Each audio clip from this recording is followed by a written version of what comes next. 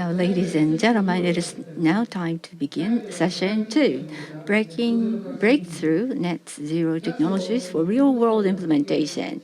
This will be chaired by Mr. Toshiyuki Karazawa, Executive Officer, Senior General Manager of Process Technology Division of JGC Corporation. So, Mr. Karazawa, please proceed.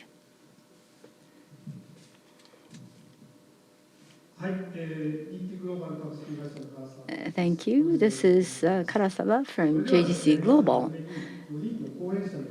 First, I'd like to introduce 4 panelists. From Saudi Arabia, Dr. Faisal Al-Otaibi, Director of Aramco's Research and Development Center. From Oman, we have Mr. Muthir Al Kharusi, the Senior Advisor to CEO of Oki Group. From Indonesia, we have Mr. Oki Muraza. He is Deputy President and Deputy CEO of Pertamina. From Japan, we have Mr. Atsushi Matsumoto from JGC Holdings Corporation. He is from the Sustainability Unit of Incubation Group of CO2 Management Team Leader. In this session, too, we will first listen to the presentations of the 4 speakers. This will be followed by discussions and questions. Each presentation will be 15 minutes long, and there will be about 30 minutes for Q&A and discussion. First, I'd like to invite Dr. Faisal Al-Otaibi on innovation for a low-carbon future, Aramco's sustainable technologies. Aramco's Research Development Center, Dr. Faisal Al-Otaibi, has been working over 30 years in Aramco.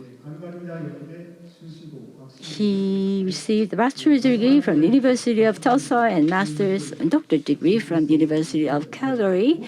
He has achieved research results in the fields of gas hydride, gas separation, crude oil processing, and petroleum refining, and water treatment. He has publicized many academic papers. He holds many patents. So please.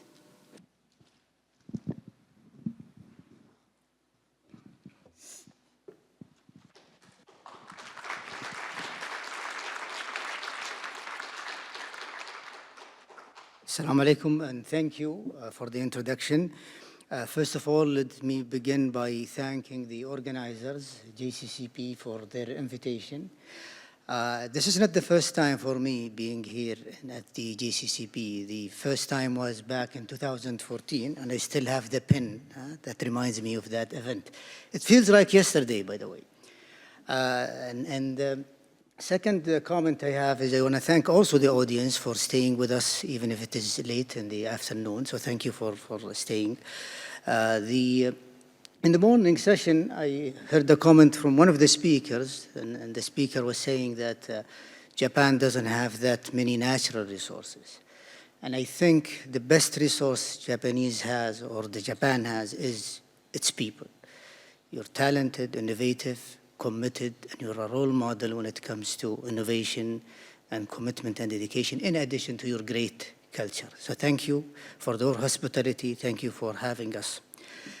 Moving on to my presentation, the focus will be on Aramco sustainability efforts, basically in technologies, within my capacity as the director of its downstream research, based in Bahrain.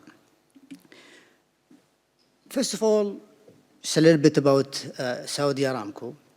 In terms of the reserves we have, we stand a little bit short of 260 billion of barrels of oil equivalent in hydrocarbon reserves. Our maximum sustainable capacity ranges between 12 and 12.5 million barrels of crude per day. If you look at it, in every 8 barrels produced globally, we produce 1 out of these 8 barrels. In terms of gas processing capacity, today we stand at 8.3 billion scf of gas per day. In addition to our massive reserves and our efficient operations. As a result of that, we have according to reports done by a third party, done by OGCI, among our peers in the oil and gas industry, we rank the lowest when it comes to the carbon intensity. And that is a result of our huge effort in master gas system that we built in the late 70s and early 80s, in our flare minimization, in our energy efficiency program that we've been introducing and revamping every year, and also the best-in-class reservoir management that we have. I'm not going to go through details of this. It's a little bit crowded slide, but the most important thing is I want to bring your attention to Aramco sustainability report using this, scanning this barcode. What is published already was the 2024. The 2025 will be published soon in the first quarter of this year. The main thing that I want you to focus on here is that we have 4 main areas that is driving our sustainability targets. We're looking into climate change and the energy transition. We are looking into safe operations and people development. We're looking into minimizing our environmental impact, and we're growing the societal value that we have in the ecosystem around us, be it in Saudi Arabia or where we operate and exist. Again, the focus of my presentation is mainly on the Research and Development Center part, and in R&D in Aramco, we have 2 research and development centers, or main centers or main hubs. One focusing on upstream, anything subsurface, looking into reservoir, drilling, production, everything that has to do with the upstream part of the business is carried by another sister organization called XPEC-ARC, while the focus of the department I work in is basically the downstream, anything from the wellhead all the way to the corporate sustainability programs. So our vision as R&D organization in the downstream is to become a globally recognized leader in transformative research, energy technology solutions, enabling the company profitability, diversification, and sustainability. And how we do that is by creating value. We don't do research for the sake of research alone. No, we do that to create value, take that, convert it into value, addressing the company midstream, downstream, and sustainability priorities. And we do that by leveraging our talent, by leveraging our strategic collaboration, be it in the academia or in the industry, and the culture of efficiency and excellence that we nurture within the different organizations that belong to the R&DC. This slide shows our global footprint. So I mentioned the headquarters is in Dhahran for both the downstream and upstream. And Dhahran is the nuclei for every research center that we are introducing or bringing in our mix.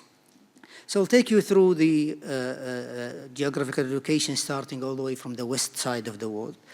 And again, these are the centers that are working on downstream activities. In Detroit, we have a research center, and the reason is clearly there because of the automotive industry. The focus is on transport technologies. We look into engines, solutions. We look into fuel formulation in that center. We have about 50 people there. Moving to Europe, we have a center in Paris at IFP, and the focus in that center is on fuels, engine development, and they also pioneer and lead the way for our engagement with the Formula One.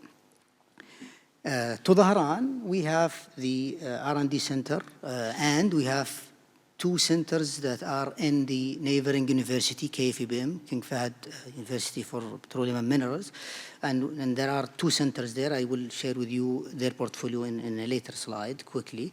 But the center in Dhahran is also coupled with another center in the west coast of Saudi Arabia at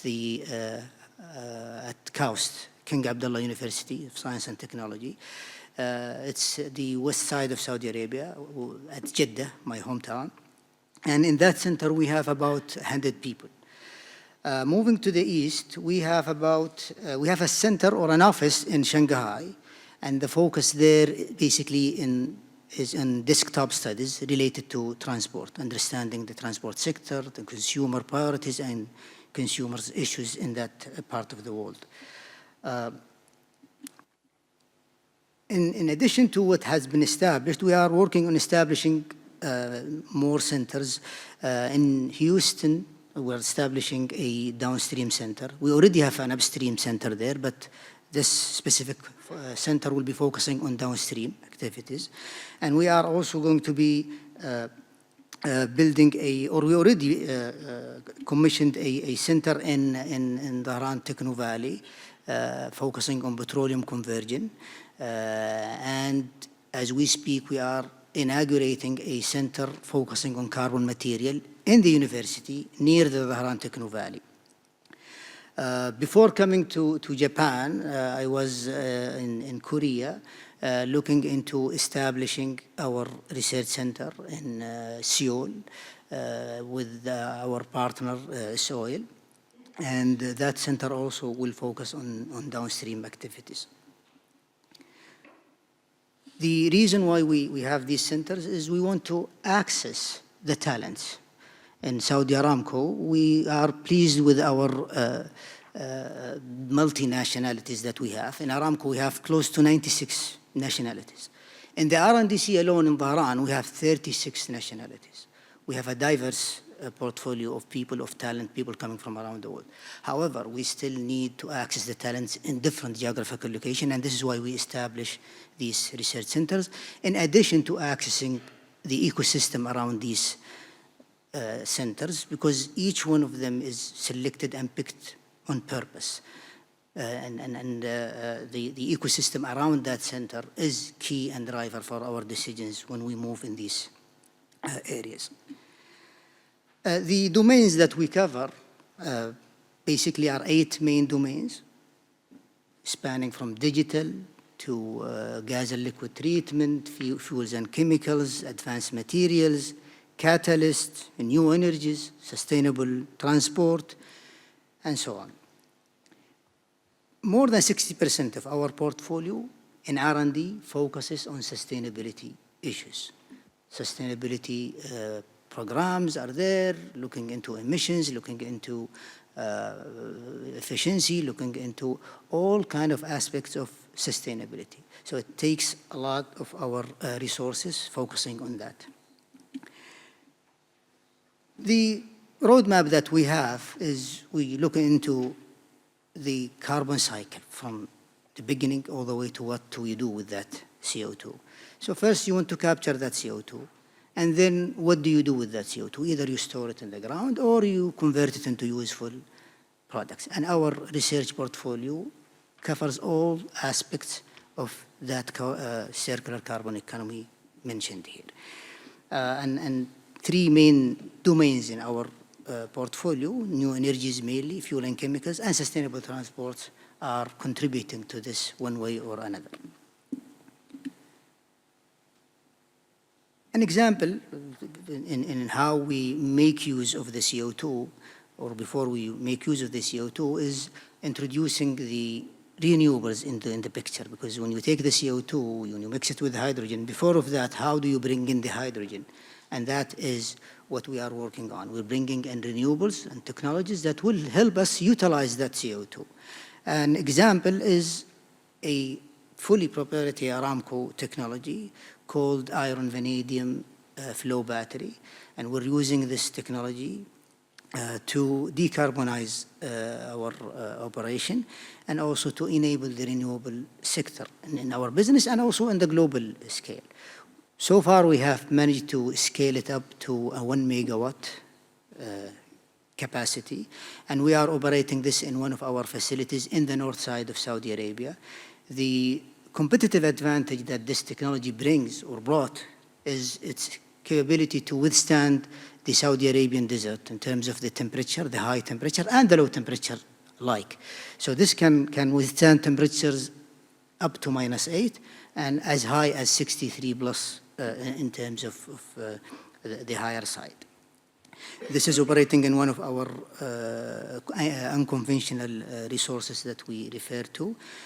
We have achieved 80% efficiency in that operation, and we're working on building larger ones, helping them be utilized for other purposes, for example, for desalination purposes, or even for data centers. The beauty of this one is you can mobilize it. You can have a 1 megawatt capacity in 240-foot containers, and you can move them around based on your usage. And the one we are operating in northern area or in northern Saudi Arabia managed to give us a 5-day backup capability. Another example and effort of our carbon capture technologies or programs that we have is a unique technology that we have with our collaborator Carbon Clean. Carbon Clean is a company that we invested in because we have Aramco Venture Capital that also invests in startups or new technologies that addresses our sustainability effort. We see that as one way to accelerate the technology development. So we help them take that technology and build it in one of our large gas plants, in Hawiyah gas plant. If you happen to be in that area or managed to be part of that or visited that plant. I spoke this morning with a couple of people who helped design that plant. And just recently, we commissioned it, and it is operating, and it showed its capability to capture CO2 and produce that to 99 plus purity with 90% efficiency in terms of the capture. The cost will be roughly, or anticipating that the cost will be at around $50 per ton to capture CO2. We're also looking into capturing CO2 not only from stationary sources, but also from directly from air, which is a challenge. We understand that. But with challenge comes opportunities. And we worked with collaborators in this specific technology. Our collaborators are Siemens Energy, in Silicon Medicine, and King Abdullah University, KAUST, for science and technology. And we work together in putting a technology concept, utilizing MOFs to capture CO2 directly from air. The unit that we built in Dhahran can capture 12 tons per year of CO2. It is, or it has been in operation since March last year, and we're collecting data, we're learning a lot, and we're taking this further. And based on what we learned so far, we're trying to also introduce new ideas, not only in the design side, but also in the material that we used. For example, the material that we use are called MOFs, solid absorbents that are used to capture CO2. So we used AI to help us understand what went into the pilot and what we developed and how we generate new MOFs that will help us reduce the cost down the road. And an example of an effort, our effort in AI is we managed to mine more than 1.5 million structures of MOFs. We took those, did machine learning on that, and saw how we can expand that and how many we can generate in terms of new material. And we came up with more than 37 million data points that help us generate at least 100,000 new structures. And from those ones, we're trying to see what can be manufactured, and then we will test them in our facility. We see that this is the best way to bring in the best of these materials and bring in the best capacity and also the easier way to regenerate and take the CO2 back from the mix. Another effort around the CO2 is what you do with that CO2, and one way is to convert this into useful products like the e-fuel. And this slide shows our effort that we are doing jointly with Repsol, where we are building a demonstration facility at Bilbao, northern Spain, that will be a 50 barrel per day capacity. And again, we're demonstrating the capabilities of these e-fuel, understanding what can be done, learning the characteristics of these fuels, and then taking these and further and testing it with the OEM manufacturers, using Formula One and other platforms to advocate and understand what can we get out of these e-fuels. This plant will be up and running hopefully by end of second quarter this year. Just last week, they were sharing with us the pictures of the modules being mobilized to the site. So we expect that to be running by mid-year. So when it comes to our effort in decarbonizing the mobility sectors, so we look into engines and we look into fuels. And we are not an engine manufacturer, but we work with engine manufacturers. We made efforts in collaborating with the best-in-class engine manufacturers. The most recent effort that we did was acquiring 10% stake in a joint venture between Geely and Renault called Horse. And we embarked on this joint venture to help and share what we learned over the past 15 years when it comes to engine development and what can we do and help the automakers make more efficient engines utilizing certain fuels that we work with them on. Another great example that we saw is another announcement made with BYD. They showed interest in taking some of the technologies that we developed in Detroit Center in particular to have them in their production lines within a couple of months, I would say. And these are great examples of how collaboration will make an impact when it comes to this important sector. Again, the mobility sector, not only in the private or commercial vehicles alone, or on the, we look into the marine sector as well. And we are currently demonstrating a carbon capture on board a vessel utilizing a technology that long ago we developed intending capturing the CO2 on board a small vehicle that we progressed all the way to show that we can do that on board a vessel.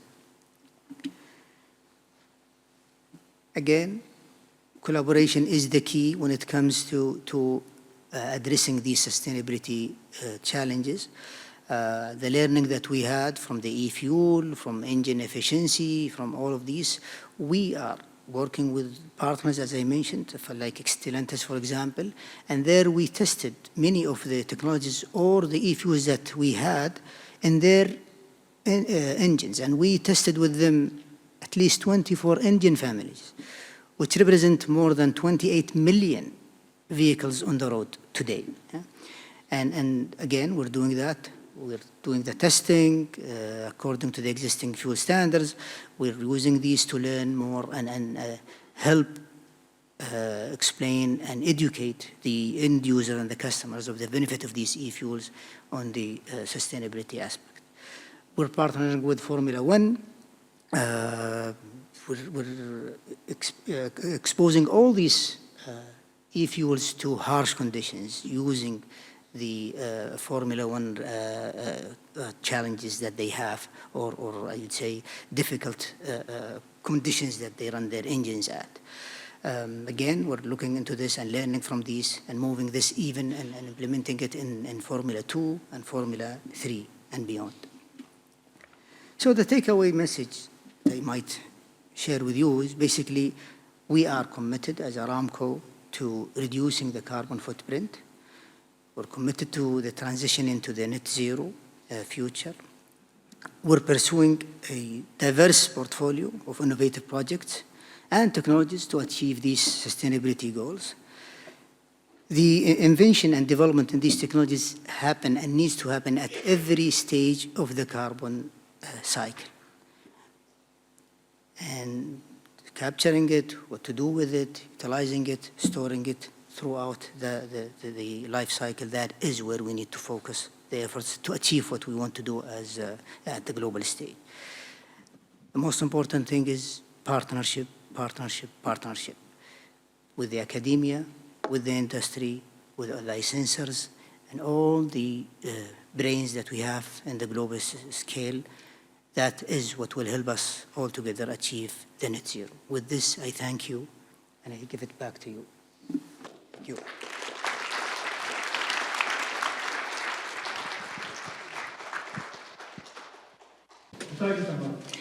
Thank you, Dr. Otaibi. Next up, Mr. Muthir Al Kharusi. His presentation is titled From Resource Advantage to Net Zero Reality, 3 Breakthrough Technologies from Oman and OQ. Mr. Muthir Al Kharusi is the Senior Advisor to the CEO of OQ Group on economics, strategies, and investment. He provides direct advice to the CEO. And he also serves on the board of Sohar Aluminum and also OQ Alternative Energy as well. He is a key figure in the management of the OQ Group. So without further ado, please, Mr. Kharusi.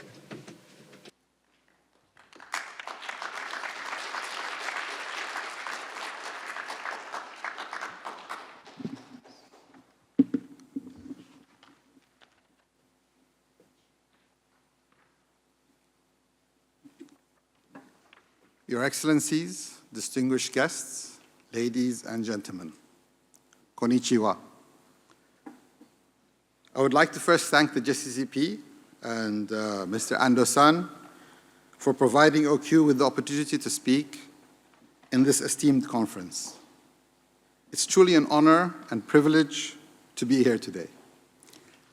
I'd like to start by asking a question, maybe get you moving a little bit after lunch. How many of you have solar panels on the roofs of your homes or offices? Could you please raise your hand? Okay, not too many. I want to share a personal story. When I moved into my home 18 years ago, I studied the potential of installing solar panels on the roof of my home. What I found that it was so expensive, it would take me 20 years to pay back. 2 years ago, when I was renovating my home, I decided to look into it again. And this time, I was able to get an installation with just 7 years of payback. So I definitely went ahead and installed that. I also was able to get wirelessly connected energy meters that could monitor my consumption. And that saved me about 30% on my energy bill. And I found a technology from Japan called the Jukaso, which is a sewage treatment plant for the home, which I installed, and I could use the water to irrigate my plants. That gave me a 6-year payback period. A month ago, I asked the panel seller, just out of curiosity, what are the costs of panels today? And he told me that they have dropped in price by 20%. That gives you a payback period of less than 5 years. To this end, I argue that net zero is about commercial sense. And the more we decarbonize, the more benefit we get economically and socially. Today, net zero technologies are cheaper and faster to install than fossil fuel systems. They are also much simpler and cost less to operate, and they just keep getting better and better as time progresses, saving us more money and generating more energy. We have flipped the script from looking at cost of abatement to chasing after profits from abatement. Technology and efficiency gains have reduced costs of renewable energy significantly.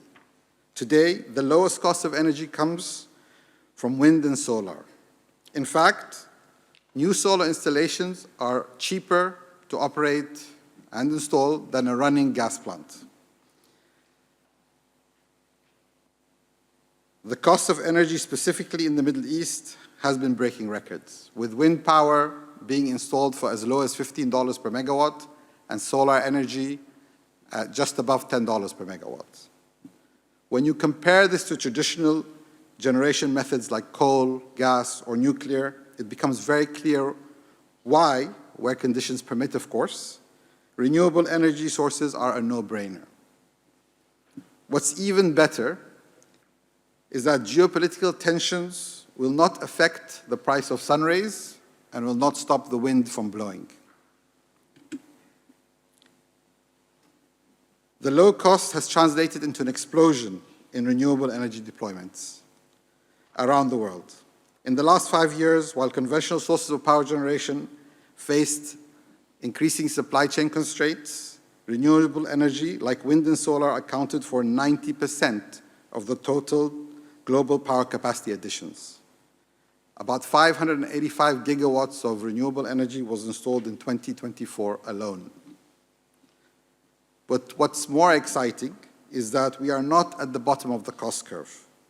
Technology advancements like perovskite silicon tandem cells promise over 50% higher generation with lower costs.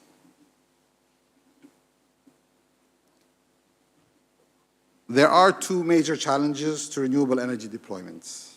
The first is that most renewable energy does not exist close to where energy is needed. If we can't locate generation close to consumption, high voltage direct current technology has evolved to allow us to transmit the power we need at a lower cost. This technology keeps evolving with 525 kV voltage source converters and dynamic line rating, allowing optimization of load by up to 30% using real-time capacity calculations. The second challenge, which I think a lot of people in the Iberian Peninsula experience, is managing intermittency. Renewable generation is by nature intermittent, and industrial consumers require a constant load to operate. Currently, this comes from coal, gas, and nuclear. But the rapid development of battery electric storage solutions is providing what will eventually be a low-cost solution to manage intermittency. Installation costs have come down up to 40% in the last year alone. And by October 2025, over 150 gigawatt hours of battery storage was deployed worldwide. Proven technologies like sodium-ion batteries promise to reduce cell costs further and more significantly. Other technologies like high-voltage DC-coupled battery electric storage is promising rapid frequency regulation, allowing for much higher grid stability. This brings us to green hydrogen, and we all know it's been too expensive. However, if we can manage intermittency through the battery electric storage, and if we can get cheap power from solar and wind, then this opens the door to cheap hydrogen production. New technologies like solid oxide electrolyzers can produce hydrogen at 90% energy efficiency. With this, we are certain that green hydrogen will become a globally traded commodity for transporting clean, renewable energy. We must recognize that this, at the end of the day, is a transition, and we must find solutions to where we cannot profitably change out carbon emitting technologies. The first thing we can do is look for ways to eliminate the CO2 component. Methane pyrolysis, which is now in the pilot stage, is promising to eliminate CO2 completely in hydrogen production from methane. And the use of AI is impacting process optimization so profoundly that we're finding up to 20% reductions in energy uses and process requirements. This all translates to the bottom line. Industrial clustering with common infrastructure is reducing capture and transport costs. In Oman, we have set up a national gas carrier or CO2 carrier to do this for us, whilst the startup in Oman also has successfully proven that it can trap CO2 in mineral form by injecting it into olivine-rich rock, providing a more cost-effective solution for CO2 disposal. To conclude, it is clear we are living in very exciting times. We now have the tools to ensure our children and the generations that follow enjoy a cleaner and safer world. These critical technology breakthroughs, which involve renewable generation with wind and solar, transmission technology like high voltage DC, battery electric storage, are available today. And for OQ and Oman, this allows us to already make a very big impact in our carbon footprint. And we can do all of this whilst generating better returns and improving the economy. I want to thank you all for your attention and patience. Thank you.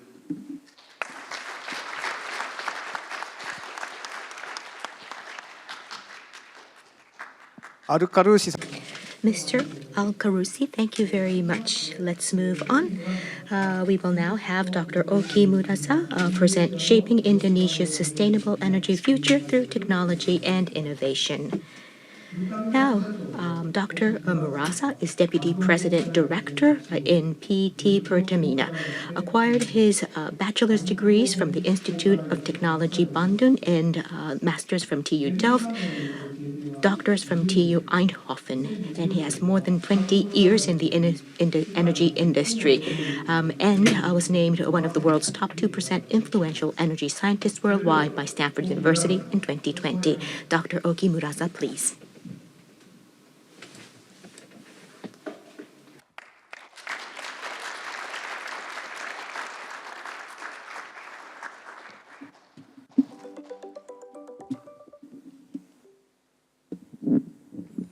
Very good afternoon, ladies and gentlemen. Konnichiwa.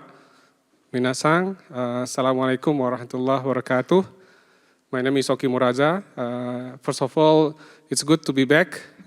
Thank you for JCCP. As mentioned by Dr. Faisal and Mr. Muthir, the beauty of the Japanese culture is the consistency. I live in Saudi Arabia for about 11 years. And during that period, we have the Catalyst Symposiums for more than 30 years organized by JCCP, including this conference, which is continuously organized by JCCP. You know JCCP since 2011. At the time, I was a young faculty in Saudi Arabia. I came to Japan 3 times. And then, thank you so much for the organizer for having us this afternoon. And also, thank you for everyone for staying until the late afternoon while you have a chance to see beautiful Tokyo City. Ladies and gentlemen, in the next 15 minutes, I would like to highlight some of our activities in Pertamina in Indonesia, how we try to shape the sustainable energy, even though, of course, as a part of Global South, we have limitations in affordability, etc., etc. So first of all, you have seen the profile of some companies. Pertamina is also a national oil company in Indonesia. We are providing energy for 280 million populations with the approximate revenue $75 billion US, with the capacity of our upstream oil and gas is about 1 million barrel oil equivalent. And then our refining capacity is 1.1 million barrel oil per day. And of course, we have to provide the energy for 280 million. So we normally claim that we have the most complex fuel distribution on earth to reach Indonesia, which is 280 million populations. We have also downstream subholding, plus we have a gas subholding and also renewable subholding. So in the next few minutes, you will not see that much about the upstream, but you will see mostly about our activities on downstream and renewables. So in October 2024, we have the new administration in Indonesia. President Prabowo Subianto announced that he wants to have energy security. So we align our agenda in the national oil company in order to have energy sovereignty and green economy in Indonesia. Plus, we need to try to have more downstream in industry in Indonesia. So we translate that into two activities. The first one is the maximizing legacy in hydrocarbon. We need to have more upstream output. We need to have more fuels in the country. We revamp our refinery, etc., etc.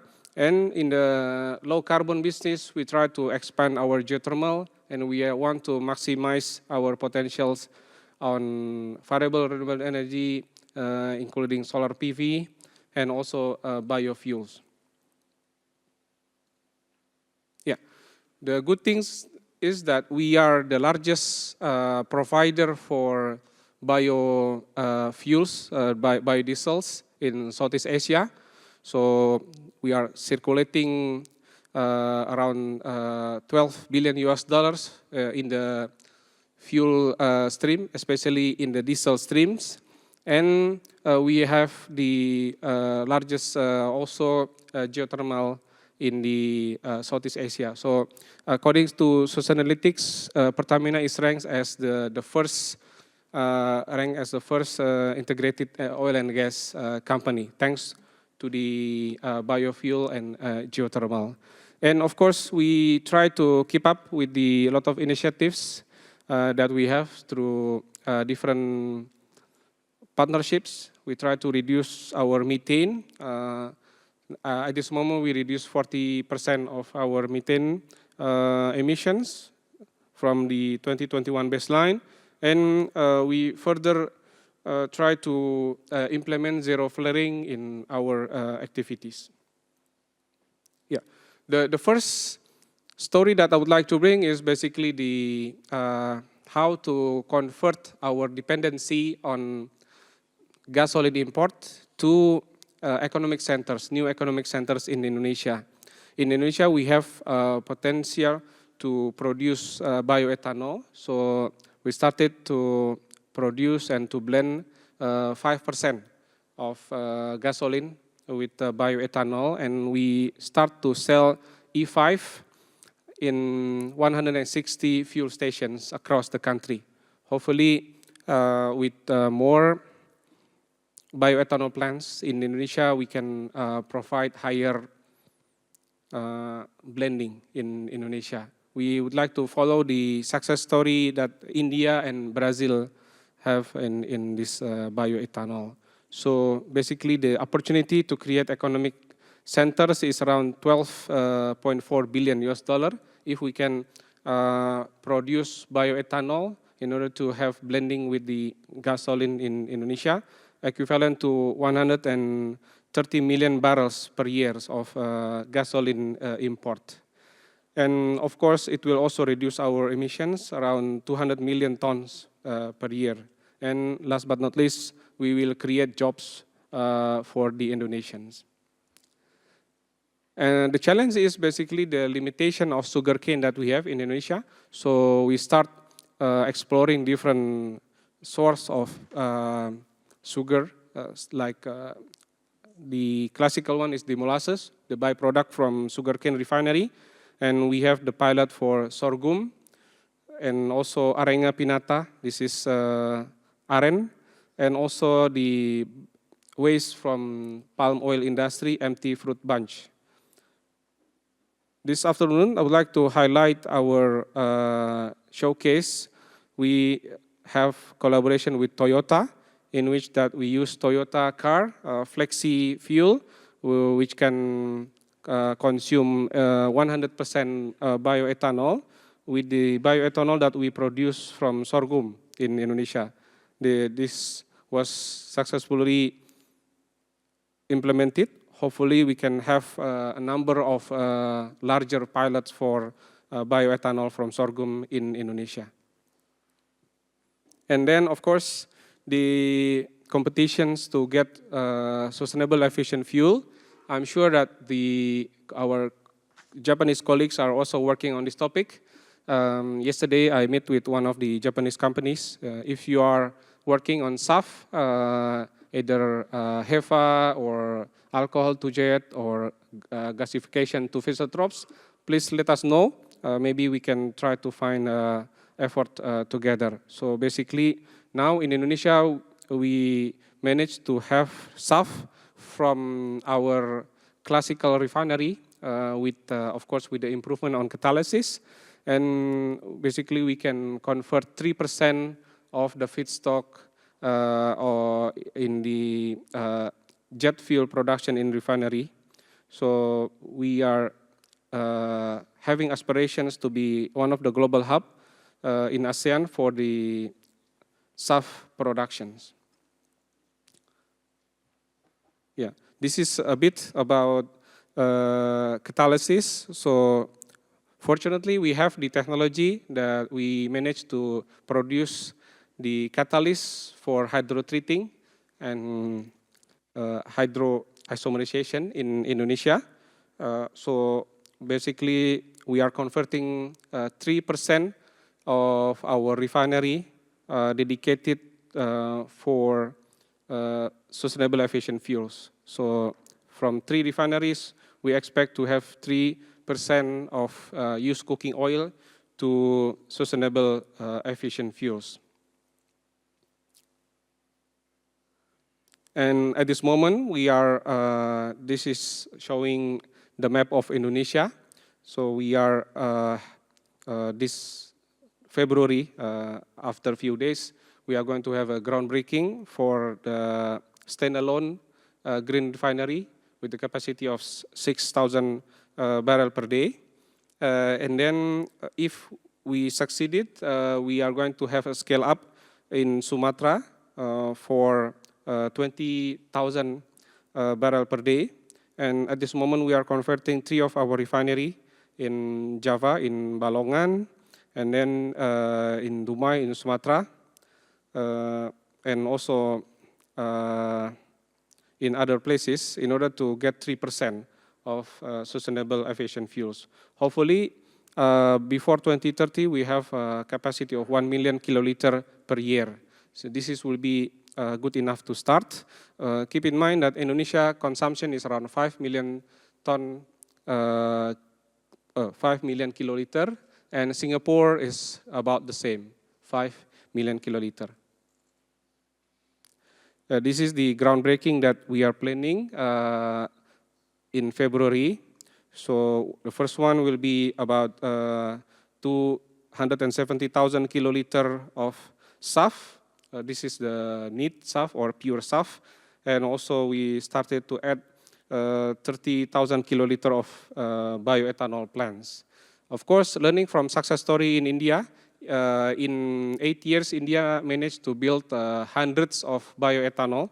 Hopefully, the same strategy can be implemented in Indonesia to have the bioethanol blending gasoline. Maybe the audience has questions about how we get the used cooking oil. So basically, we try to have different initiatives. So we have so-called U-Collect boxes in our fuel stations. We use our apps, Pertamina apps. Then we are trying to have different partnerships, and we are trying to increase the number of receiving points, and hopefully that we can have enough used cooking oil in Indonesia. Considering Indonesia consume about 7 million ton of cooking oil in household and also in industry, if we assume about 40% of recovery, that means that we have more than 1 million ton of used cooking oil easily in the country.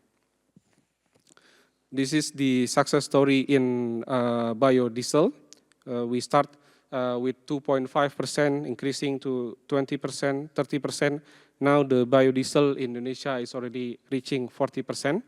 And at the same time, we also would like to improve our refinery capacity in a way that we can also produce renewable diesel. So the one on the left is trans-esterifications. The one on the right is the hydrogenations. Then I'd like to touch upon the electricity a bit. So Indonesia is as a part of Ring of Fire, like in Japan. We have enough geothermal, potentially 24 gigawatt.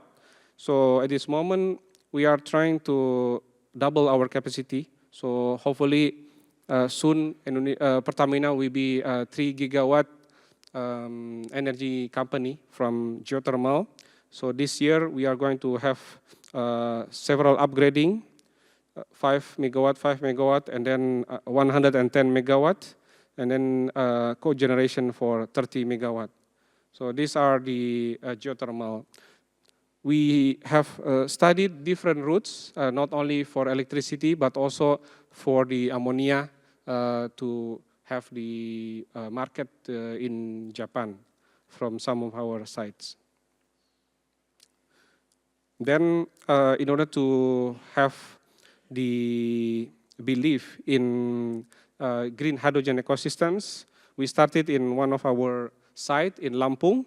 In Lampung, we have 220 megawatt of electricity, green electron, coming from geothermal. And over there, we are building our first pilot plant with 100 kilogram per day. Hopefully, this will provide the hydrogen for Toyota in Karawang, in Java, and also to one of our terminal where we have the fuel cell generator. And last but not least, we have many collaboration with the Japanese counterparts. You can name any big companies in Japan. They are with us in CCS. So these are some of the sites that we have. We have a number of Japanese companies doing studies in the past 5 years. Overall, we have more than 7 gigaton of storage capacity in Indonesia. So feel free to contact us if you are from these companies. We are willing to have the first real projects, CCS projects in Indonesia. With this, I would like to summarize some of our activities, starting from the SAF, converting some of our refineries for sustainable efficient fuels, standalone sustainable efficient fuels plant, bioethanol, geothermal, until this slide in which that we are trying to provide the storage capacity for our neighboring countries, Singapore, Japan, Korea, etc. So with this, I would like to summarize that, first of all, as presented by Tanaka-san this morning, basically every country is unique. So there is no single energy transitions. So we need to put S on the energy transitions. If in Europe, they are very proud with the wind power. In Southeast Asia, considering that we are tropical countries, we have a lot of vegetables and biomass. So basically we can produce sustainable efficient fuels from used cooking oil. And basically we are open with so many innovation around biomass. And then of course the geothermal. Geothermal is also one of our future, similar with the Japan effort, I think. And the last one is basically we have aspirations not only to be the largest nations on biodiesel blending, but we want to be the regional hub for SAF, considering the availability of used cooking oil. And we would like to be #1 in geothermal capacity on Earth. Thank you very much, and have a very nice afternoon, ladies and gentlemen.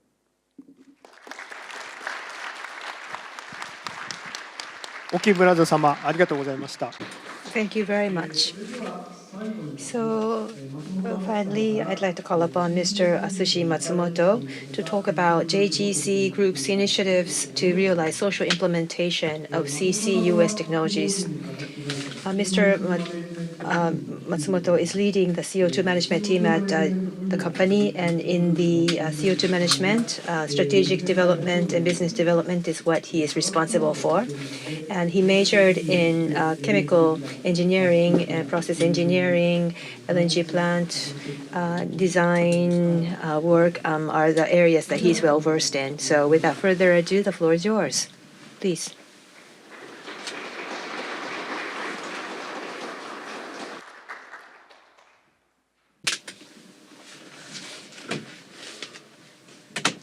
Thank you very much for the introduction.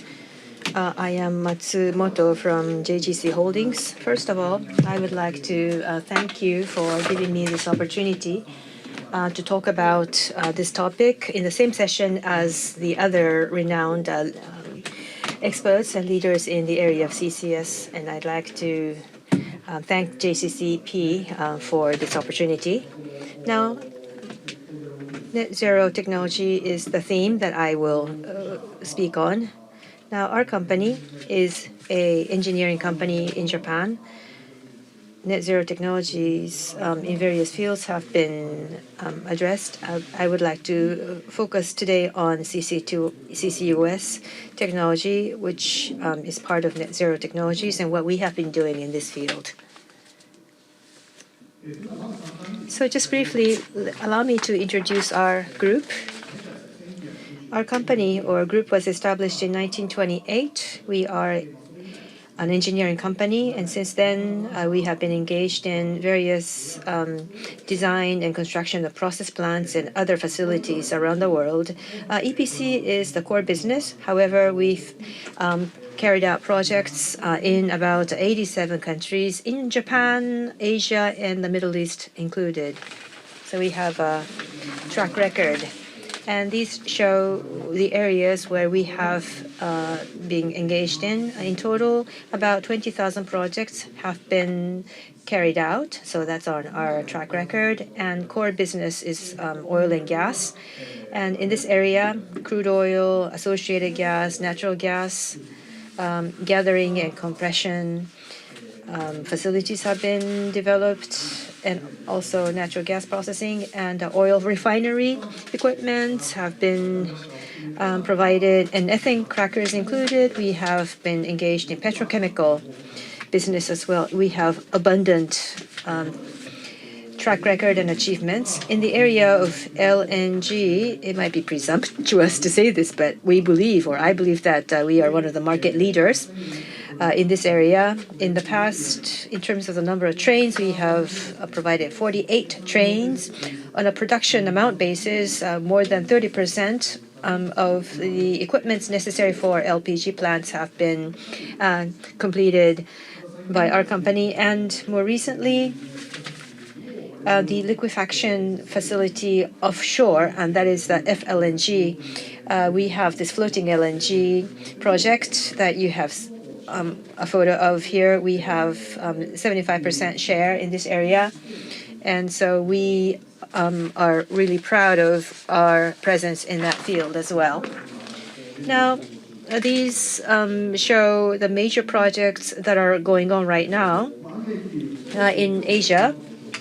I will talk about this later, but Tangguh CCUS is one such project in Asia. Others include floating LNG in Malaysia. And in the Middle East, Iraqi refinery modernization project or upgrading. And in Saudi Arabia, we have this crude oil processing facility that is underway, and also an ethylene plant in North America, which is an EPC plant. So in Asia and the Middle East at the center, we have been carrying out large-scale projects around the world. And for all projects, of course, we are trying to complete the projects to the end, and we are making progress in the design and the construction work. Now, the main theme today is net zero technology. So let's move into that area. As Mr. Oki of Pertamina mentioned, SAF and hydrogen, ammonia, and various other fuels are actually addressed by our company as an engineering company. And CCUS technology is the technology that we have been engaged in for the longest period. And so I would like to zero in on that. So in 2004, we completed the Insala project in Algeria. And so that was actually the world's second CCS project in the world. And so that project was the very first one that we handled. And so CCS technologies were attained, but also we were able to identify and learn from the challenges in realizing CCS. And that really led to other projects such as the Gorgon CCS project in Australia, and also other projects that we won the deals for. And we have one in Japan, which is the first in Japan large-scale CCS demonstration project in Hokkaido, Tomakomai. We were able to win that as well. And also in Niigata Prefecture, the first blue hydrogen ammonia demonstration project is something that we're working on as well. So our track record led to more projects that we won. And Tangguh UCC project in Indonesia is underway, and I will go a little bit into the details in the following slides. This project in Tangguh, this is actually located in Papua Barat province in Indonesia, and there is CO2 emitted from the LNG plant there. And what we do is collect or recover the CO2 to be re-injected into offshore gas field for EGR, which stands for Enhanced Gas Recovery. So that is the objective. Now we have a subsidiary there named JGC Indonesia. What they do is they provide the facilities to boost the pressure of natural gas on the ground, also engage in gathering and compression facility and combined cycle power plant, utility equipment. We won the EPCI contract for this whole project. The amount of CO2 that is to be stored is quite large. This is 5 million tons per annum. And the total amount, the value is in US dollars, $2.4 billion, in Japanese yen, 400 billion Japanese yen. And I think this is one of the largest scale of decarbonization project that we as a group have been engaged in. And so towards the successful completion of the project, the entire group is utilizing all the know-how we have gathered over the years. Now, one of the big themes for this session is net zero technology being implemented in society. What's most important, of course, is technology, and also the core technologies being generated, and furthermore, accumulation of technical know-how for solving issues are also very important. And especially in the area of CO2 capture, we need to have technological development as well as partnerships with the various entities, and we're promoting both. And I'm going to talk about high impact, which is one of the key technologies that we use, as well as DDR zero light membrane and SLB capture. So these three I will talk about, and there are other technologies that would be necessary. For example, technologies to prevent plant corrosion, what we need to consider in selecting materials. And we have projects of international sea transportation of CO2 at a very cryogenic low temperature. And we need to also be able to handle boil-off gas and low pressure, low temperature systems, which is a very unique CCS related know-how that we have to have. We have attained such technologies. And core technology is, of course, important, but in addition to the technological aspect, delivery is important. Our capability to deliver is very important. In other words, realize specific technologies, but with the right technology, right cost and schedule management, we need to provide the required performance.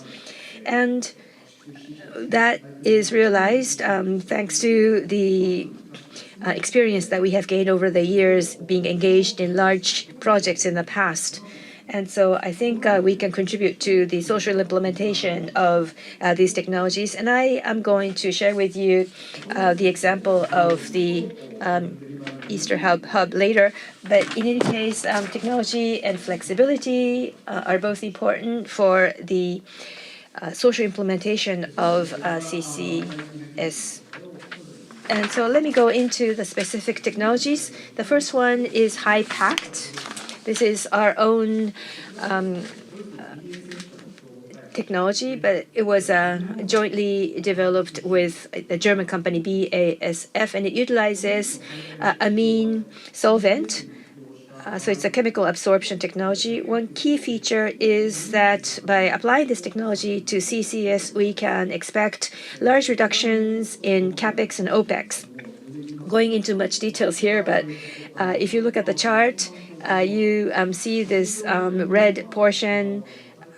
Usually, this stripper is run at an atmospheric pressure. However, high pact has really superb heat resistance and can actually have this stripper work at 5 atmospheres, so a much higher pressure for operation, and therefore the compressor number of stages necessary for the compression process in CO2 CCS, you can actually reduce that, and energy consumption for the compression process can be reduced, and life cycle cost can be reduced by about 25 to 30% overall.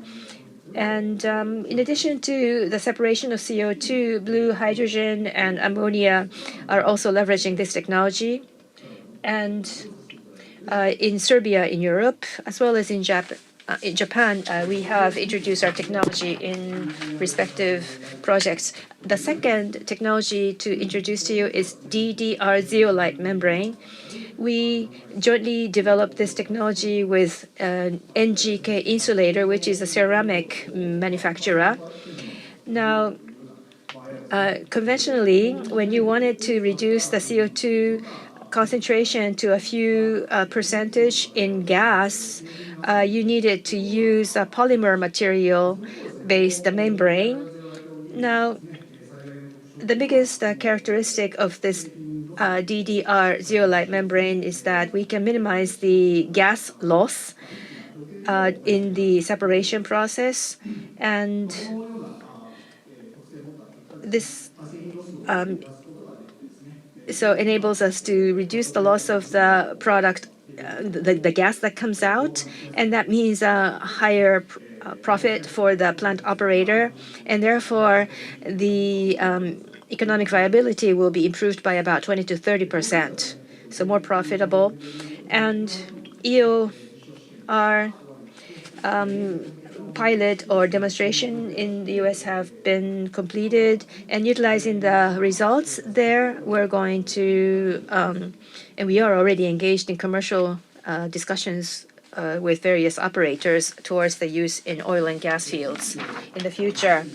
Now, the third technology to introduce to you is, well, I have been talking about blue hydrogen and natural gas, but in the future, when you want to truly decarbonize, you need to address the hard-to-abate sectors. In Europe, for example, in cement and power generation sectors, there are more and more introduction of commercial equipment and technologies in those fields. And so we have this strategic partnership with a company named SLB Capturi, which has been leading the European market and having a good sound record over the past few years. And this company, SLB Capturi, has technologies that can really satisfy all the very stringent environmental restrictions and requirements, and has very good energy efficiency. And We have delivered this to 7 plants already. And SLB Capturi is adopted in a project called Brevik CCS, which is one of the largest cement CCS projects in the world. And actually, the CO2 was shipped to Northern Lights Terminal for the first time in 2025, and re-injection into the storage site is already started. Now, initially, through the SLB Capturi collaboration, we developed together the solutions for the Asian markets, but we are trying to provide a one-stop solution to all the companies that are trying to utilize industrial flue gas and recover CO2. Now, core technologies have been introduced to you, but CCS value chain is quite huge and might be very difficult to really introduce the technology. But we are collaborating with Malaysian Petronas, as well as JAPEX and K-Line. And using K-Line, which is a shipping company, we transport the liquefied CO2 by ship to Sarawak in Malaysia, so that it can be stored in a depleted gas field in Indonesia, or rather in Malaysia. And CCS supply chain development is underway, and this project has been selected as one project in the advanced CCS program hosted by the Japanese government, together with JOGMEC. And the basic design or feed is led by our group, including the receiving terminal in Malaysia. Now, in Southeast Asia, there are large-scale depleted gas fields, and therefore, we would like to contribute to decarbonization of Japan by capturing and storing CO2 in such depleted gas fields. So this is a summary. JGC Group has long built a reputation as a leading engineering company in CCUS, but not just the technology, but we have collaboration with external partners towards net zero society. We believe we can use the technology and know-how that we have accumulated over the years, mobilize all what we have, so that we can make contributions to decarbonizing society. With this, I would like to conclude my presentation. Thank you. 松本様、どうもありがとうございました。 Matsumoto-san, thank you so much. So now we had 4 speakers speak to us and deliver a presentation to us. Thank you very much, each one of you. And from here onwards, we'd like to go into a Q&A session. So first of all, if I may, I would like to ask a question to all the speakers, several questions. So the first question I have for you all is that at the moment, the current global situation regarding decarbonization, how do you evaluate them? At the same time, towards net zero, your company's direction and speed, how are you going to try to achieve this? So this is a question I would like to ask all of you. So first of all, if I may ask Mr. Dr. Otaibi, please. Thank you.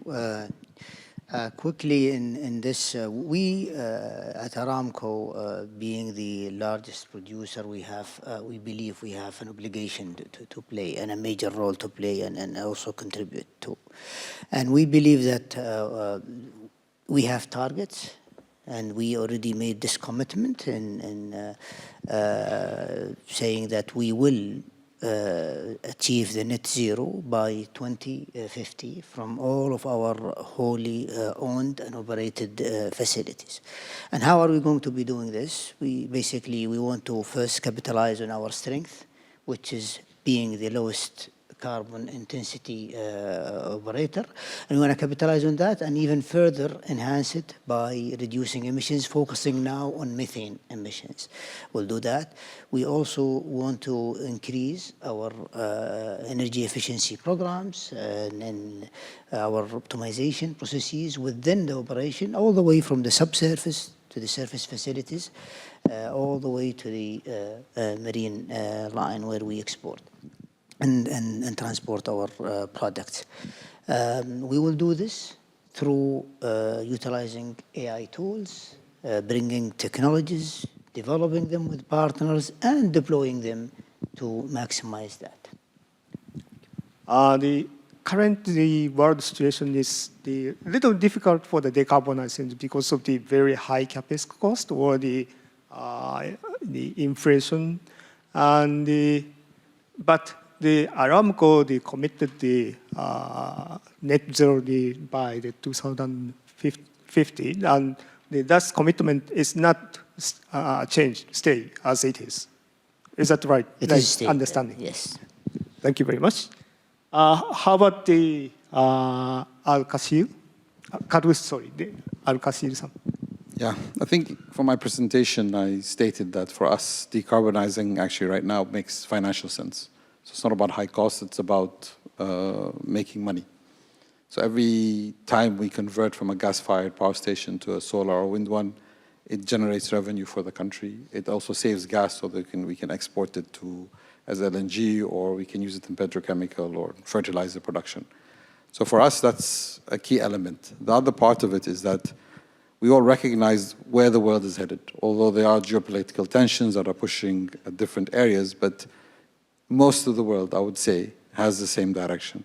The technologies that are evolving today that we've just heard from Aramco, from JGC, from Pertamina, these are all contributing to a lower cost to decarbonize. We believe the road is steady. We believe that the costs will come down eventually, and the costs will make sense for us to decarbonize. We're studying a strategic view of the country, so we're not just looking at OQ, but all the carbon emitters in the country. We're looking at how we can consolidate this CO2, how we can transport it to the right fields or areas where we can dispose of it. So we also have a 2050 target, like Saudi Arabia, and we believe strongly we can achieve that. Already our midterm targets for 2030, we think we can easily achieve, and then the long-term targets as well, they look very, very likely to achieve.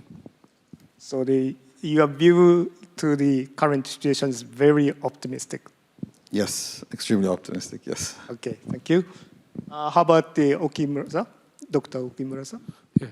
Thank you, Kurosawa-san. So basically, we can see that every nation has a different indigenous energy available in the country. In case of Indonesia, at this moment, our oil and gas is still around 1 million barrel oil equivalent per day. So we need to add energy from different sources. We try to get the energy from geothermal, we try to get energy from biomass and the oil, vegetable oil. So basically, for us, we do not see that the energy transition is slowing down because we need to have energy addition. In Indonesia, we see that the energy demand is increasing 6% per year. So if we are not adding energy, additional energy, be it from geothermal, from bio, then we are going to have a further shortage on energy. So you mean additional energy should be not from the fossil fuel, but from the renewable. That is your target. Yeah, that statement should come from the government. As we are from the National Energy Company, our role is basically to add the capacity. So we are adding the capacity, renewable green capacity. So now Indonesia has around 100.4 gigawatt in terms of electricity. So we try to at least to be the 3 gigawatt from geothermal. And then we are also contributing to the variable renewable energy, like solar PV and others. Thank you. Matsumoto-san, お願いします。Matsumoto-san は So Matsumoto-san, you're an engineering contractor. From that perspective, the intent of the question slightly is different for you, but as an engineering contractor, how do you see the situation? Can you share your perspective and the global view of where we stand? In Japanese? Yes, in either language. So I would say, my of course perspective is slightly different. All of you are national sort of company, but I'm one engineer, so I am not in a position to comment about the state of course policy. It's a perspective from one engineering company, I must say. But feeling the current momentum, various business stakeholders, not the past policies or strategy, they are all now seeking for a new solution set. So many business stakeholders come to us, and they are interested in considering several aspects, and we get and receive those inquiries. So industry as a whole, regarding the situation, is now quite aware and taking skin in part of this game. So that is my feeling. Thank you very much. So I'd like to go into the next question. For the past few years, earlier I asked that question, and I think your comments are generally optimistic. But in reality, many projects are now suspended. They're forced to stop their activity. That is one aspect. Under such circumstances, what would be the priority technology area that you need to focus on, that you want to continue on? So first, Dr. Otaibi, please. Otaibi, please. I thought I have a loud voice. I don't need the mic. So, yes, to answer the question, with the optimization that we see in resources, and if we have to optimize, again, I would focus on the carbon capture first, focusing on the carbon capture from not only from the stationary sources, but if you extend that to even direct air capture, which is even challenging, and it's a moonshot. But if we keep focusing on certain things that will enable the net zero ambition and the targets. But first, it starts with reducing your emissions. So you need to reduce your emissions, focus on the technologies that will help you reduce your emissions, if not eliminate them completely, and then capture the things that you cannot eliminate. And again, the carbon capture is as an example, and I want to take this opportunity and share with you an example that we are doing, which is the Jubail Hub, 100 kilometers north of Aramco headquarters, where we are building one of the largest carbon sequestration hubs in collaboration with some members from engineering and other companies. And that will be operational by 2028. The capacity is 9 million ton per year. 6 will be coming from our facilities, and 3 will be coming from the neighboring industrial parks. Thank you. Mr. Kharusi? Yeah. From our perspective in Oman, a lot of the emissions come from power generation and road transportation. So the first technologies we'd focus on would be storage solutions. Is it pumped hydro from seawater? Is it battery electric storage? Because if we can get the storage resolved, the generation we have, the renewable resources we have, are more than sufficient to cover our entire power demand requirements. Also, the government is putting in place legislation to promote electrification of motor vehicles. So they have specific targets on new vehicle sales over the next 20 to 30 years. These, of course, will eliminate a lot of the carbon emissions that we have in the country. Of course, we have hard-to-abate sectors, like Dr. Al-Otaibi has said.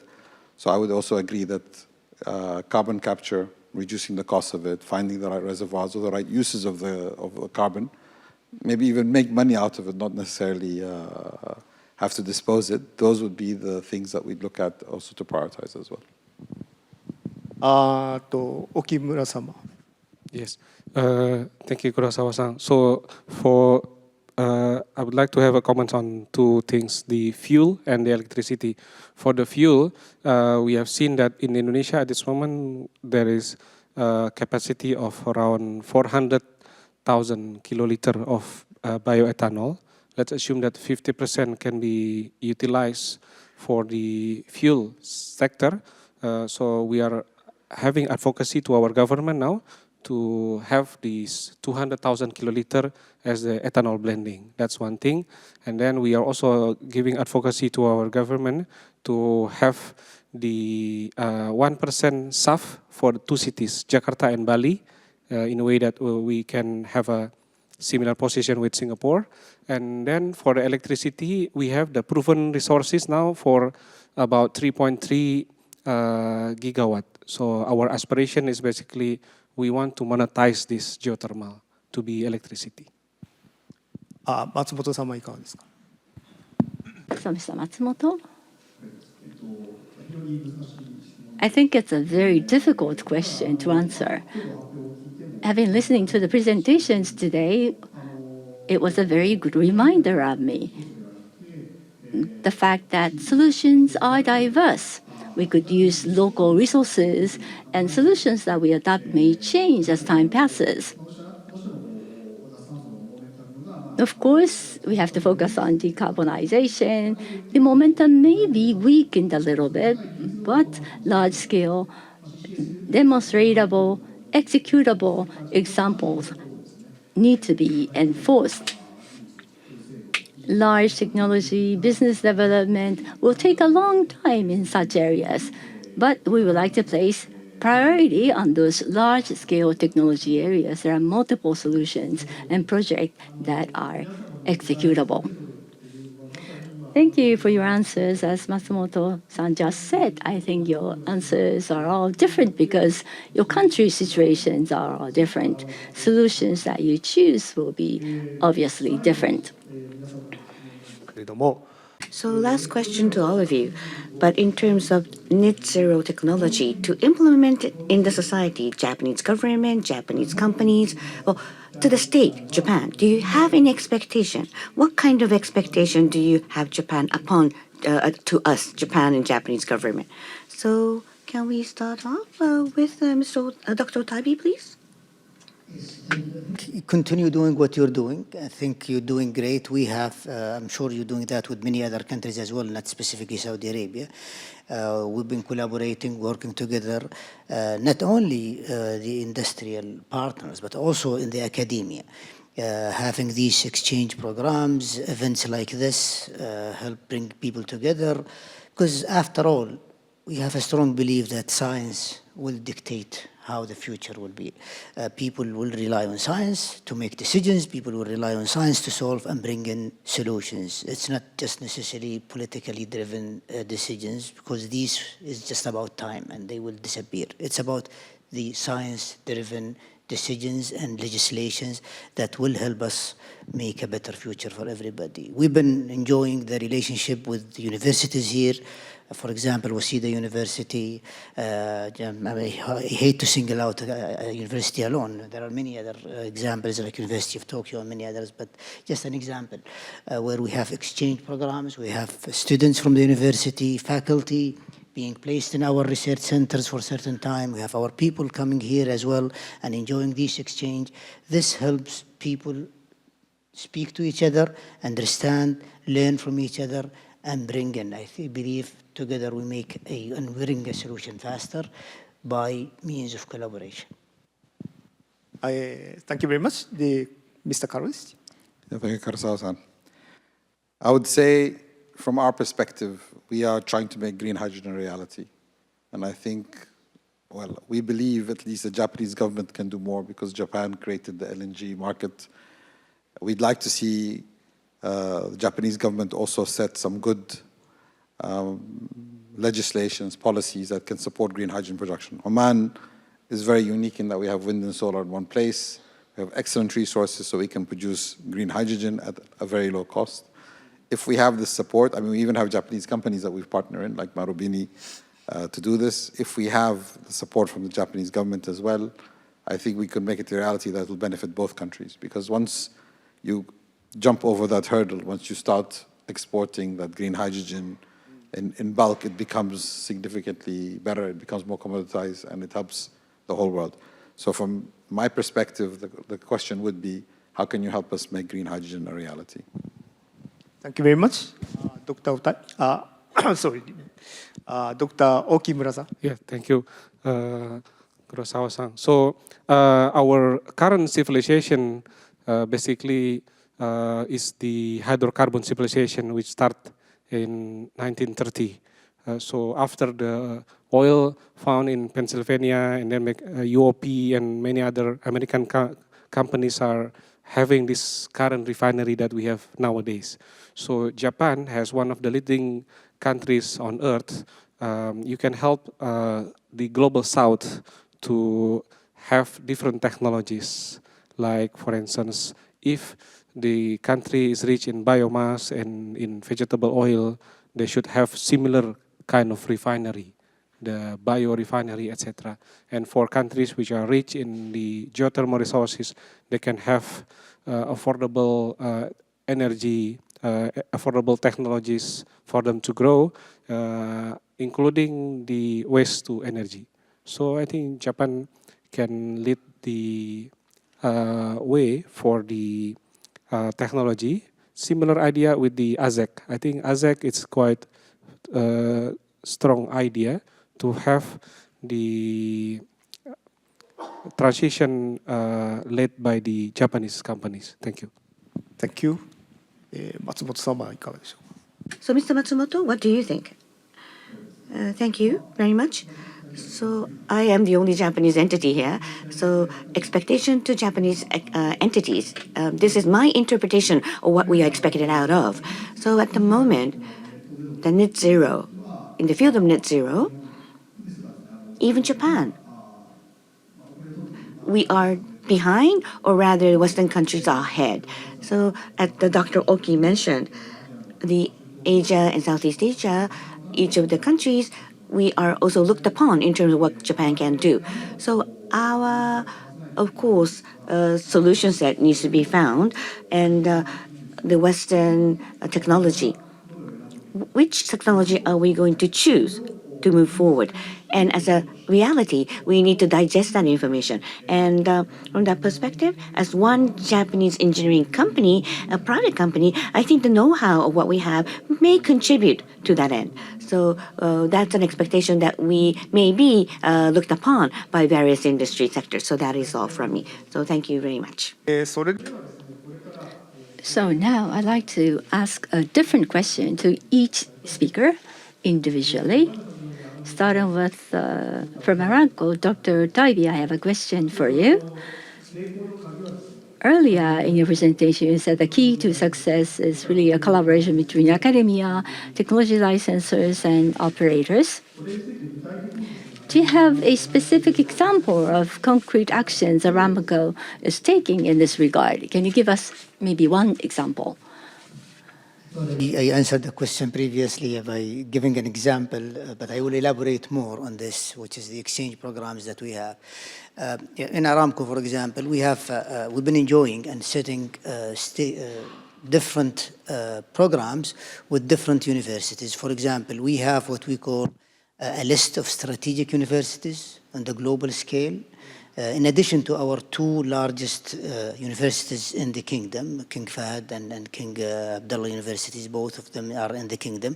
We're extending that and then having a list of what we call strategic universities that share with us common areas of interest and common themes and focus areas where we work together in bringing these solutions faster.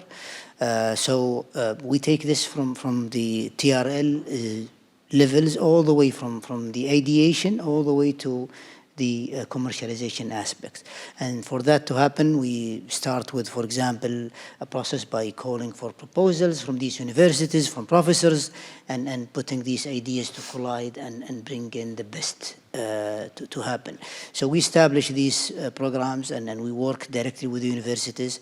Again, people in the academia sometimes tend to be too much theoretical, and that is where we bridge the gap between what reality is and what they have in their labs and in their theoretical studies. So we try to bring people together, and that helps bring in the solution faster. You can have something good in paper, but if you put it in reality, it doesn't work. So trial and error will help, but if we engage further or early in the process, we will be able to bring in the solution faster.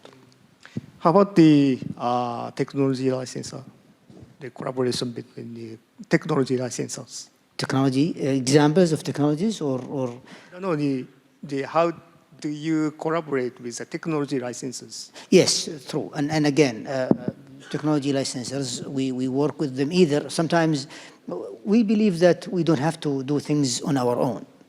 If we want a solution, if we bring a solution, it's a matter of time. We strongly believe the way to go is to collaborate, and I don't have to create something that has been already brought into the market. If there is something existing, I don't need to work on. So I go to the licensor and try to acquire that. In addition to that, we have also a unique way of now working with licensors, because at the end of the day, we do not benefit much as a company like Aramco from licensing. We benefit more by deploying the technologies in our facilities and in our operation. So the licensing is not a main source of revenue. So every technology that we bring, we develop even internally. Sometimes we collaborate with other engineering firms and we license this to them so they can go ahead and do that. So yes, we do work with licensors, and that is a key in our strategy, specifically when it comes to technology. Thank you very much. Mr. Kharusi, the next question is, sorry, in Japanese. Well, Dr. Kharusi, so Oki Group recently, in Dupumu refinery, you had decided to invest more, large sort of enhancement of the capacity of refining. In the future, the fossil fuel and renewable energy, the balance, how are you going to strike the right balance for you going forward? Very much. Very hard question, but I'd like to make some clarifications. Duqm Refinery was envisaged between 2012 and 2014. Final investment decision was 2018, and it started up in 2021, 2022. It's a merchant refinery, so it buys crude from external and it exports the products completely. So it's not meant for the country, it's meant for export markets.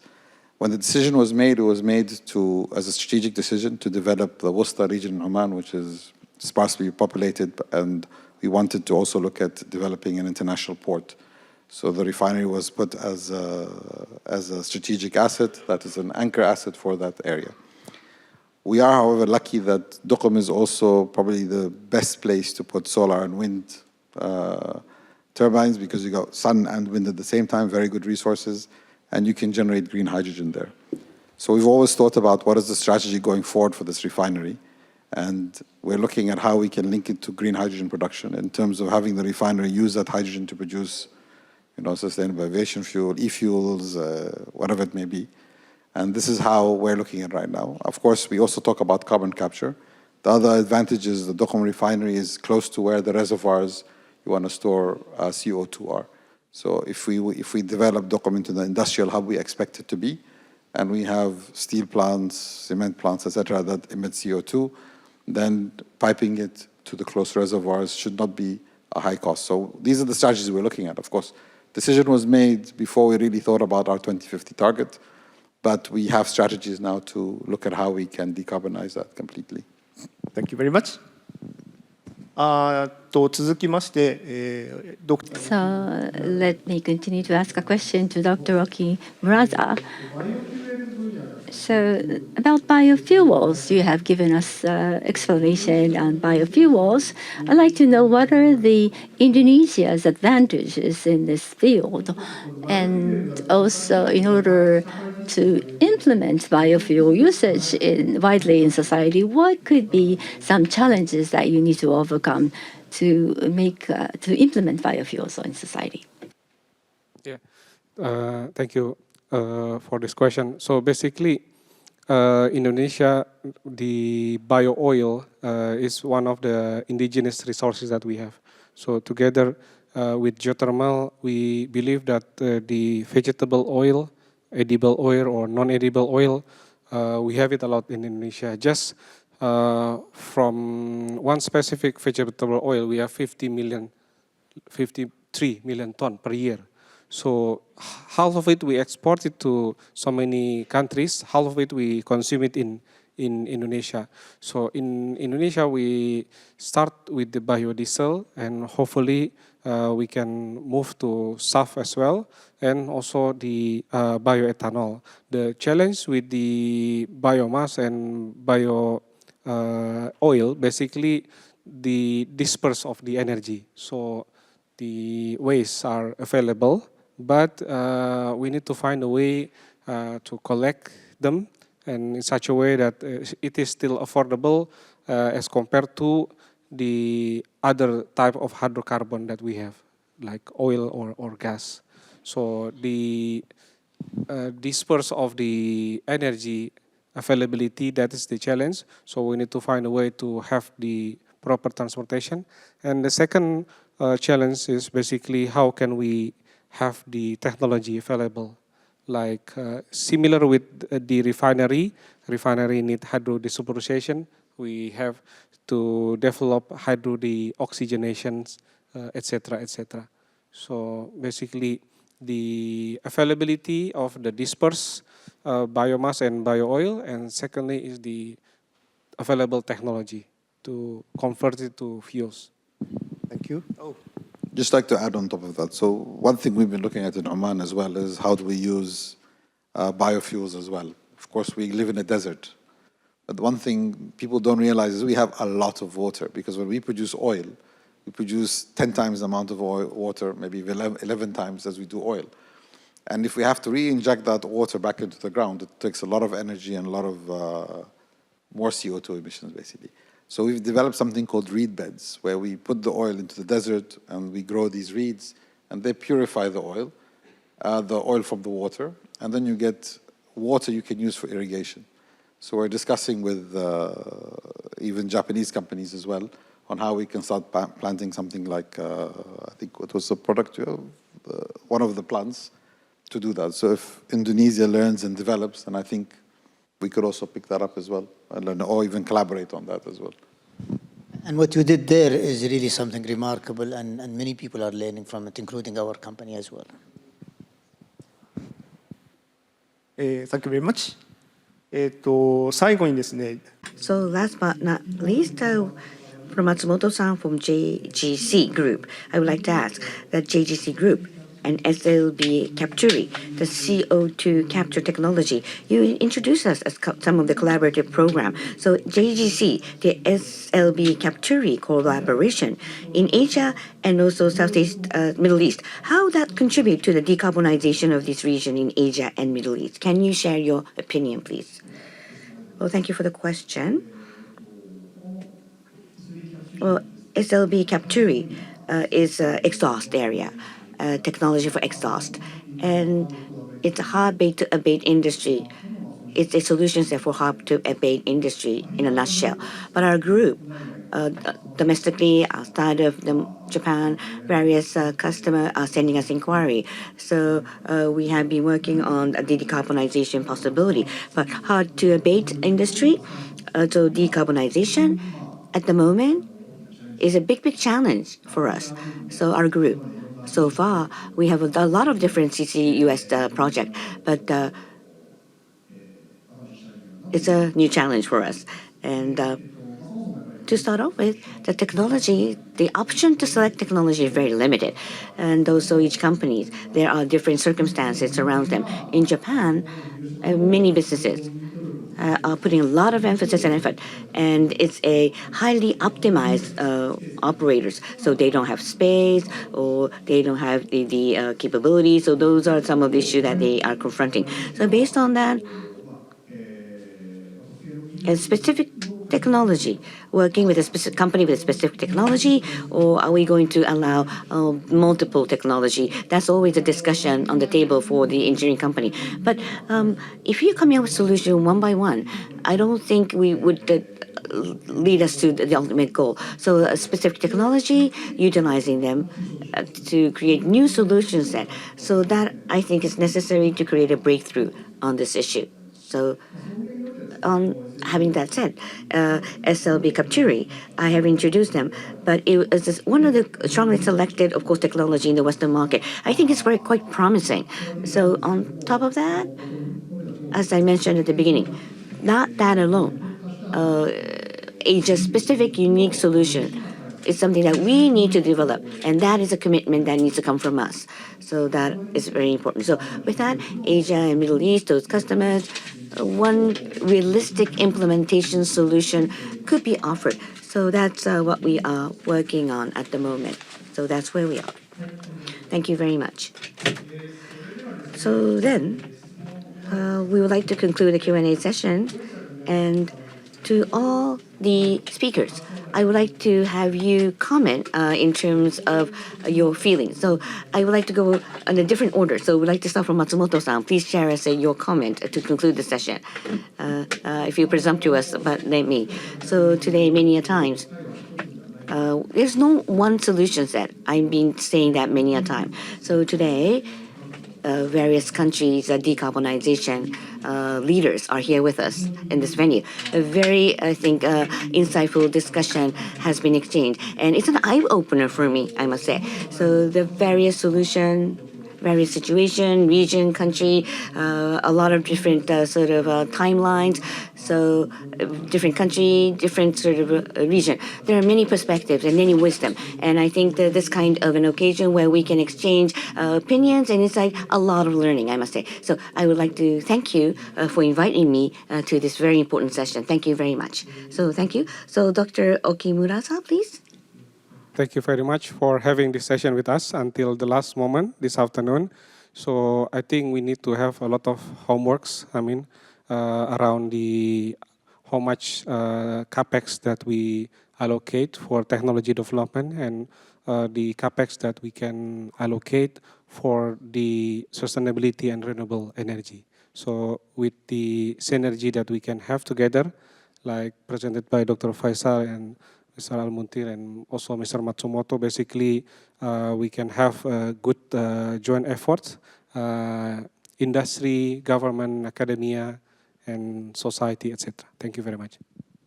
Thank you very much. Mr. Kharusi. I think from my perspective, again, thanking everybody here and the audience as well. It's very encouraging to see how everybody's working towards this goal of decarbonizing and achieving net zero. And I think everybody's talking a positive story. Everybody's saying that they're seeing benefit, they're seeing development, and they're exploring new horizons. And I believe if we continue this way, then jointly, as Dr. Muraza said, we will find a solution. And we'll be able to do it in a way where it benefits everybody around us. So from my take, it's very encouraging to see what's happening. Very happy to see what's happening. Thank you very much. Dr. Otaibi. Yes, first, thank you very much, especially for those who are staying late here and bearing with us. Just maybe the message that I have is I shared with you and I'm repeating it. Science will prevail. Collaboration is really key in bringing the solution and addressing the climate change that we have, addressing the energy transition, energy addition, all of these things need collaboration and effort, or joint effort, and I think we have the brain in the world to do this, capitalizing especially on what we have seen now in terms of the major development and breakthroughs that are happening in AI, machine learning, and what have you. I want to thank you again, and I want to thank, special thanks to the interpreter, the translator, I think. Especially I gave her maybe off the script many times, so special thanks to the interpreter, and thank you. Thank you very much, Dr. Otaibi. So thank you once again, all of you. So we would like to conclude the Q&A session. Thank you very much indeed. So to conclude, I would like to take this opportunity to summarize this session as the chair of this session. At this session, net zero and decarbonization. So how will we be able to specifically be implemented to the society, to the industry? That was the main theme. A very specific, practical discussion and presentation have been provided to all of us. Not just a theory or ideal, but a business. Is it going to be sustainable? Or is it something that will be accepted by the community and society? It's something that I strongly felt listening to all of you. So from Saudi Aramco, Dr. Otaibi had mentioned about the circular carbon economy. So based on that, CCUS, DAC, direct air capture, low carbon fuel, storages, advanced material, various portfolio, very much advanced, are combined together and are implemented. And that was shared as a case study. So what impressed me is this is not only utilizing Aramco technology alone, but with the international company, a wide partnership had been established. So connection and the nexus together, this attitude was something that was very impressive from my perspective. And from Oki Group, Dr. Kharusi, the renewable energy, centered around on energy, decarbonization is not a cost, but it's a means of creating new value. So the mindset have to be shifted or change the paradigm. So this thinking was presented to us all. And actual term, the PV panel and wind turbine, the cost reduction and direct transmission and battery management system, these development based on that technological advancement, cost of abatement, but rather it's a profit from abatement. That message was strongly delivered. So globally, it's a very difficult investing environment, but proactively we need to pursue decarbonization, and that was something that was a very strong sort of a commitment that was changed. And from Pertamina, Dr. Oki Muraza mentioned about the energy security, economic growth, and decarbonization in Indonesia. So how this could be achieved simultaneously, the various bioethanol, SAF, and these combination of these resources, not only reducing emission, but alternative import or creating employment, something that's deeply rooted to the regional community, was well designed. And so decarbonization is one of the important pillars for the state development strategy. So it is a very much perspective that is shared from the nation state-owned company. And last but not least, from JGC Group, Matsumoto-san mentioned that the various technology to implement into society as a project, what is needed, and specifically CCUS program, through the experiences, has been shared upon the empirical knowledge. So for technological implementation, what's really needed? Some examples have been shared by Matsumoto-san. So these implementation, the engineering perspective is a must. And once again, that has been shared upon with our group. So to conclude the session, I believe it was a very important perspective that was shared by Mr. Matsumoto. It is very true that these few years, in a way, it's a headwind for decarbonization effort, and this we're seeing this situation continuing somewhat.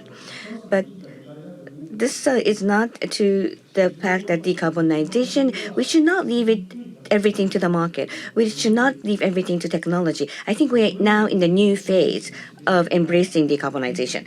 So technology and company effort on top of that, policies or financing, those elements need to also push our shoulders or endorse and encourage us. Some of these, of course, initiatives are also needed.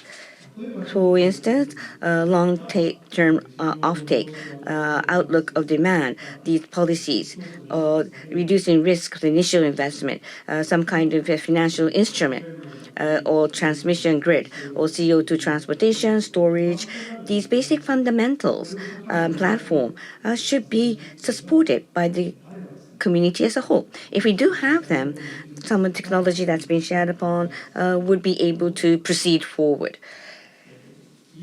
So what's important is not a moonshot idea, but rather a continuation of decarbonization or transition model that could be continuing on sustainably. So that, I think, is what's really needed for us all. At this session, the next stage or next phase of net zero. In other words, how are we going to confront the reality of implementation? We have been able to think about that in a very candid manner. So the knowledge, experience that has been shared upon today, we hope that that will be able to infuse the future of policies and financial instrument and research and business development so that it will lead to the energy transformation that will be able to proceed forward. Thank you very much. With that, we would like to conclude session 2. Thank you.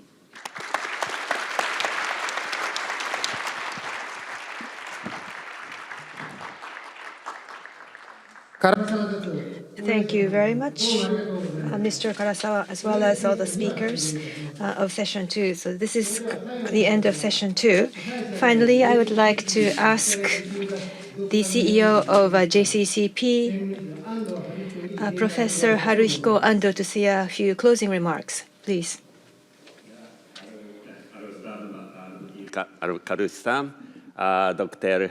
Oki Muraza-san, Dr. Faisal Al-Otaibi-san, and Karasawa-san, Matsumoto-san, syukuran jazilan. Terima kasih banyak. Arigatou gozaimashita. 今日は技術 Thank you very much. Thank you very much for your engaging and passionate discussions. And we're going to have a group photograph, so please don't leave yet. Please. I would like wrap up closing very, very briefly and quickly. And so, 会場の皆様. Okay, ladies and gentlemen in the audience, thank you very much for staying until the very end. How did you like today's symposium? It started with the opening remarks by former METI Director General Wakuda, followed by 16 speeches, including those by Mr. Nobuo Tanaka, former IEA Executive Director and Deputy Minister Al-Otaibi of Saudi Arabia, and speeches from 7 countries altogether, including Japan, were made. I hope it really left some strong impression on you. And I'd like to thank all the people who made this possible. The theme this time was soft power as the driving force for sustainability, co-creation, and evolution of energy in a turbulent world. We came up with this topic after racking our brains. Now, of course, in the world today, we see a lot of regional conflicts, among other factors, but mutual understanding and trust is very important. And for that, soft power plays a very important role as we try to resolve the global warming issues. And also all the countries and organizations making up the supply chain need to cooperate with each other. So co-creation is necessary, and we need to further evolve this co-creation. So the co-creation and evolution of energy serves as an important opportunity. I hope that this symposium with this topic served as an opportunity for new learnings and actions to build a sustainable future driven by soft power in this turbulent world. And I would like to thank all the speakers, as well as the many participants and Ministry of Economy, Trade and Industry, the Okura 3 Stars, and Hibino Media Technical for their tremendous support. And Katsurayama-san, who is the photographer, I'm sure the photos that he has taken makes you look very handsome and beautiful, each of you. And so I would like to thank them, everybody with different languages. Thank you very much.